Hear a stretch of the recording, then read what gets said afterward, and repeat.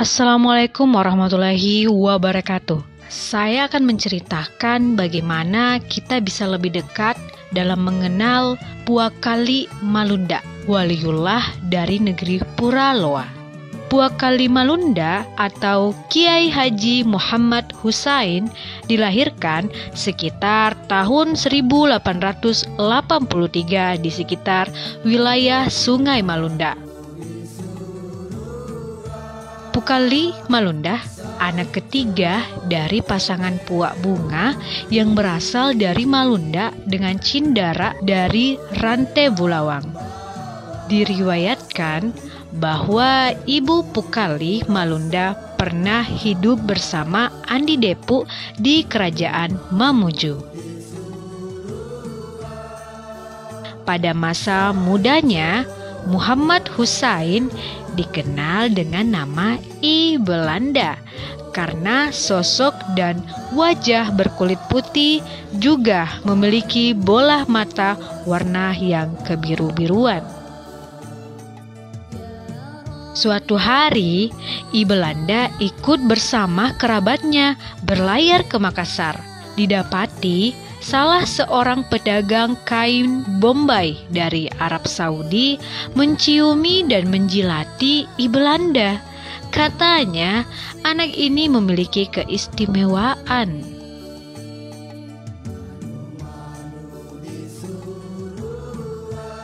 Usia remaja, I Belanda pergi menuntut ilmu di Pulau Salemo, salah satu pusat perdagangan di Selat Makassar. Juga banyak melahirkan ulama karismatik. 3 di antaranya adalah Imam Lapeo, Anangguru Saleh, dan Ambodalle. Setelah 3 tahun belajar di Pulau Salemo, I Belanda melanjutkan perguruannya ke Mekah untuk memperdalam ilmu agamanya. Pada saat itu pula, Malunda mengalami kekosongan pejabat kadi, dan I Belanda satu-satunya orang yang memenuhi syarat menjadi kadi, baik dari segi keturunan maupun keilmuan. Sehingga I Belanda harus segera balik ke Malunda untuk menjadi kadi. Di daratan Sulawesi, Puak Kali Malunda kembali belajar ilmu agama di Mangkoso. Di Pambusuang dan Lapeo, kemungkinan besar ilmu tarekat diperoleh Puak Kali Malunda diterima dari Kiai Haji Muhammad Tahir, Imam Lapeo.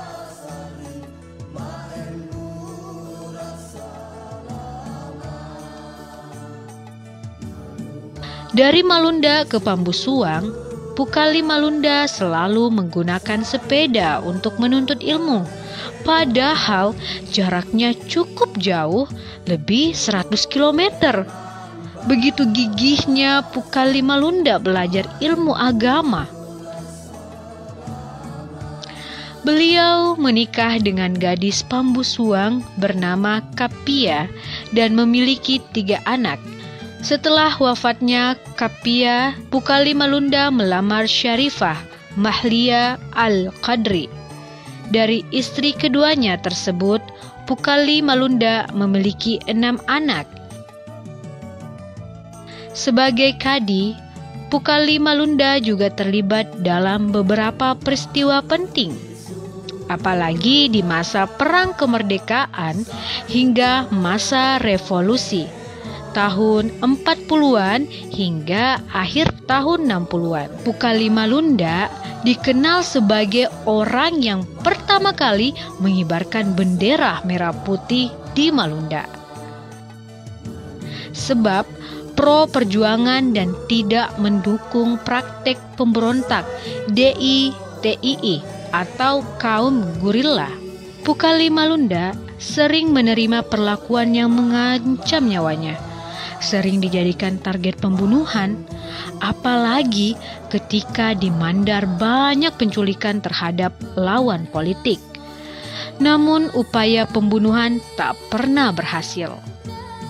Sebagai seorang ulama karismatik, Puak Kali Malunda juga memiliki kekeramahan Yang paling terkenal adalah kemampuannya mengalihkan Lembong Talu atau tsunami yang pernah melanda pesisir Mandar pada tanggal 23 Februari 1969. Pada hari terjadinya gempa, salah satu anak Pukali Malunda, Syarifah Adawiyah, sedang dicandring. Upacara ketika keluarga calon suami membawa bahan makanan ke rumah calon istri, dan juga persiapan menyambut Hari Raya Idul Adha. Untuk melindungi Malunda dan masyarakatnya, Pukali Malunda bergegas masuk mengambil wudhu untuk kemudian berjalan ke arah pantai. Di badannya menempel baju dan sarung. Di atas kepalanya songkok hitam yang dililit handuk. Tiba di pantai, Pukali Malunda membaca doa untuk kemudian mengibaskan handuknya ketika gelombang tsunami akan menghantam Malunda. Berkat restu Allah Subhanahu wa Ta'ala, Lembong Talu tersebut terbelah. Ada yang mengarah ke selatan, ada yang mengarah ke utara, untuk kemudian menghantam kawasan di luar kampung Malunda. Memiliki kekaramahan, ada sifat Pukali Malunda yang lebih menimbulkan kesan mendalam bagi masyarakat Malunda, yakni hidupnya yang sederhana, bersahaja, bekerja keras, dan sangat menghargai tamu. Pukali Malunda tidak tergolong sebagai orang kaya, tetapi dalam sejarah hidupnya, beliau selalu bisa memberi makan berapapun banyaknya orang yang bermalam di rumahnya. Padahal pekerjaan utamanya hanyalah bertani dan berkebun. Pada usia lanjut, Pukali Malunda tetap bertani, aktif jalan kaki dengan jarak yang jauh, dan menjalani gaya hidup sehat, misalnya tidak merokok. Penyakit usia lanjut seperti pendengaran dan penglihatan berkurang tidak dialami beliau. Gigi pun tak pernah ompong. Pada tahun 1992, Pukali Malunda diberangkatkan anaknya naik haji. Sewaktu di Mekah, Pukali Malunda pernah terjatuh. Dia dibantu bangun oleh seorang jamaah yang juga berasal dari Mandar, yaitu Haji Rahmat. Sejak kejadian itu, kondisi fisik Pukali Malunda menurun.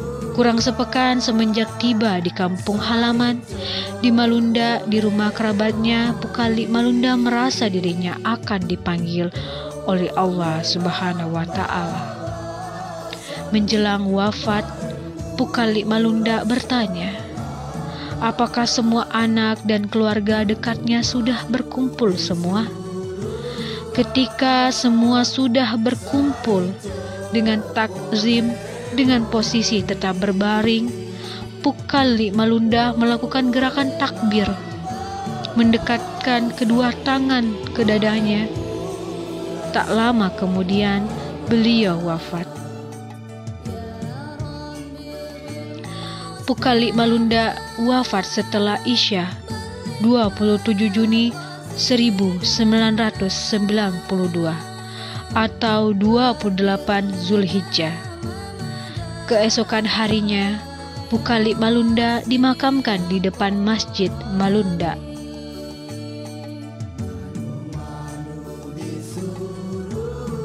Demikianlah cerita singkat tentang Pukali Malunda. Sumber referensi blog Muhammad Ridwan Alimuddin.